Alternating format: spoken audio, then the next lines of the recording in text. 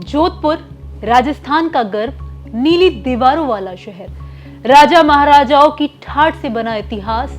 लेकिन उसी शहर की कुछ दीवारों के पीछे छिपा था एक बड़ा राज, जो किसी भयानक कहानी से कम नहीं। स्पा सेंटर की आड़ में जिस्म फरोशी का धंधा चल रहा था, विदेशी महिलाएं, बड़े बड़े ग्राहक। और जब पुलिस ने छापा मारा तो जो सामने आया उसने पूरे शहर को हिला दिया।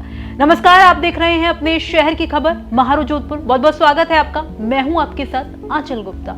आज महारो जोधपुर में बात होगी स्पा सेंटर की आड़ में चल रहे उस गुनाहों के खेल की, जहां ऐसे राज खुले जिन पर शायद किसी को यकीन भी ना हो। तो शुरुआत होती है एक गुमनाम कॉल से। सर शास्त्री नगर के 2 स्पा सेंटर में रोज रात को गाड़ियों की लाइन लगती है। अंदर कुछ ठीक नहीं चल रहा। ये कॉल पहुंचता है जोधपुर कमिश्नर ओम प्रकाश पासवान तक। कोई छोटा मोटा मामला नहीं था, शक था अनैतिक गतिविधियों का। ऐसे में फौरन छापा मारने के आदेश निकलते हैं। टीम बनाई जाती है जिसे शास्त्री नगर थाना अधिकारी जुल्फिकार अली लीड करते हैं। शाम के 6 बजते ही टीम दोनों स्पा यानी स्काई स्टेप स्पा और एशियन सागा स्पा सेंटर में छापा डालने पहुंचती है। दरवाजे खुलते हैं और अंदर का नजारा पुलिस को भी चौंका देता है। इस पूरे मामले में 15 संदिग्ध गिरफ्तार किए गए हैं, जिनमें 7 लड़के और 8 लड़कियां थी। और सबसे हैरानी की बात यह है कि इनमें 3 लड़कियां विदेशी नागरिक हैं। पुलिस को इनके पास पासपोर्ट तो मिला, लेकिन सी फॉर्म जो भारत में रहने के लिए जरूरी होता है वो नहीं मिला।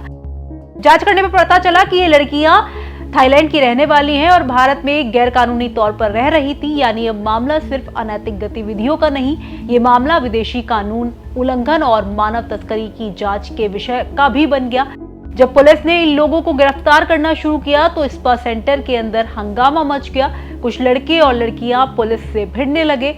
इसके बाद मामला इतना बढ़ गया कि पुलिस को हल्का बल प्रयोग करना पड़ा। आखिरकार सभी 15 लोगों को शांति भंग और संदेहास्पद गतिविधियों के आरोप में गिरफ्तार किया गया। साथ ही तीनों विदेशी लड़कियों को विदेशी नागरिक अधिनियम के तहत हिरासत में लिया गया। गिरफ्तारी के बाद सभी के मेडिकल टेस्ट कराए गए। जांच में कई चौंकाने वाले तथ्य भी सामने आए हैं। दोनों स्पा और मसाज सेंटर गलत गतिविधियों की सूचना पुलिस को लगातार मिल रही थी। इस पर पुलिस कमिश्नर ऑफिस की टीम ने पूरी प्लानिंग के साथ उन पर एक साथ छापामार कार्रवाई की। अब पुलिस स्पा सेंटर के मालिकों के खिलाफ FIR दर्ज कर रही है। सूत्रों की माने तो इन स्पा में लंबे समय से अवैध गतिविधियां चल रही थी और पुलिस को इसकी पुख्ता जानकारी मिल चुकी थी। श्रीमान CP साहब, DCP साहब के निर्देशानुसार अवैध स्पाओं के खिलाफ एक अभियान चलाया जा रहा है। इसमें कल एक इनपुट मिलने पर 2 जगह रेड की गई। एक स्काई स्टेप स्पा है कलपतरू, एक एशियन सागा स्पा है SN मेडिकल कॉलेज के सामने।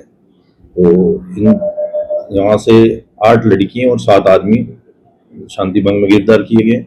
जो इसमें 3 विदेशी लड़कियां हैं जिनका सी फॉर्म के बारे में CID को लिखा गया है। अगर इनका सी फॉर्म नहीं है तो उनके खिलाफ फॉरेंस एक्ट में स्पा मालिक के खिलाफ कार्रवाई की जाएगी। इस पूरी कार्रवाई के बाद जोधपुर के स्पा इंडस्ट्री में हड़कंप मच गया है। कई स्पा सेंटरों ने अचानक अपने शटर गिरा लिए तो कई स्पा सेंटर के मालिक शहर छोड़कर भाग गए। जोधपुर पुलिस कमिश्नर ओम प्रकाश पासवान के निर्देशन पर जोधपुर के शास्त्री नगर इलाके में 2 अवैध स्पा के खिलाफ बड़ी कार्रवाई की गई है।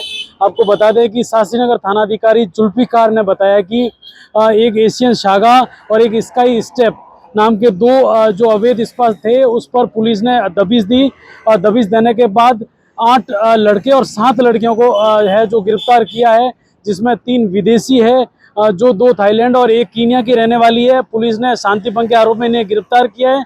जबकि जो 3 विदेशी महिला हैं उनका जो भारत में आने को लेकर जब सी फॉर्म भरा जाता है वो सी फॉर्म नहीं होने के कारण जो स्पा मालिक है उसके खिलाफ ही पुलिस मुकदमा दर्ज कर रही है। आपको बताते हैं कि कोई भी विदेशी टूरिस्ट अगर भारत आता है तो उसको सी फॉर्म भरना पड़ता है। इन दो थाईलैंड की है और 1 कीनिया की है, इन तीनों युवतियों ने सी फॉर्म नहीं भरा था और इस सी फॉर्म को लेकर शास्त्री नगर थाना पुलिस ने CID को सूचना दी। CID ने एक रिपोर्ट दी है जिसके आधार पर स्पा मालिक के खिलाफ मुकदमा दर्ज किया जा रहा है। आपको बता दें कि अवैध स्पा के खिलाफ पुलिस लगातार कार्रवाई कर रही है और जिसमें जो लड़कों को गिरफ्तार किया गया है उन्हें है जो कोर्ट में पेश करने के बाद जमानत पर रिहा कर दिया गया।